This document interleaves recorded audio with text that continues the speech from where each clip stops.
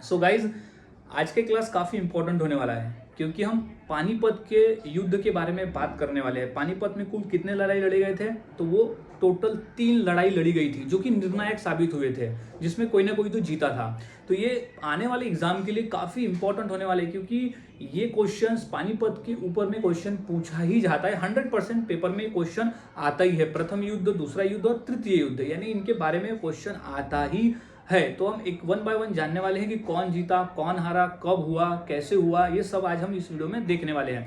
तो सबसे पहले हम बात कर लेते हैं कि पानीपत का पहला युद्ध, प्रथम युद्ध कब हुआ? तो वो हुआ था 21 अप्रैल 1526 में। 21 अप्रैल 1526 को पहली लड़ाई लड़ी गई, वो बाबर और इब्राहिम लोदी के बीच में लड़ी गई थी। बाबर और इब्राहिम लोदी के बीच में, जिसमें विजय रहा था बाबर इसमें विजय रहा था। उसने इब्राहिम लोदी को बुरी तरह से हराया था क्योंकि, और बाबर को हम मुगल साम्राज्य का संस्थापक मानते हैं और इब्राहिम लोदी जो था वो लोधी वंश का अंतिम शासक था। यहाँ से लोधी वंश पूरी तरह से समाप्त हो गया था। बाबर ने लोधी वंश को उखाड़ फेंका था और उसने मुगल साम्राज्य की स्थापना की थी। अब द्वितीय युद्ध कब हुआ था? तो वो हुआ था 5 नवंबर 1556 को दूसरा पानीपत का युद्ध लड़ा गया। अब वो हुआ था अकबर और हेमू के बीच में।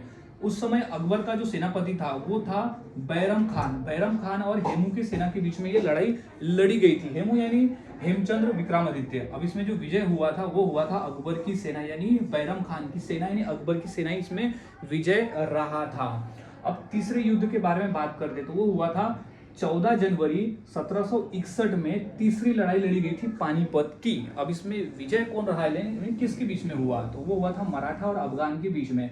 अब मराठा का जो नेतृत्व है वो सदाशिवराव भाऊ कर रहे थे और अफगान का जो नेतृत्व है वो कर रहा था अहमद शाह अब्दाली, जिसमें अहमद शाह अब्दाली यानी अफगानों की विजय हुई थी और मराठाओं को बहुत ही क्षति हानि हुई थी, धन की हानि, और काफी लोग मारे गए थे।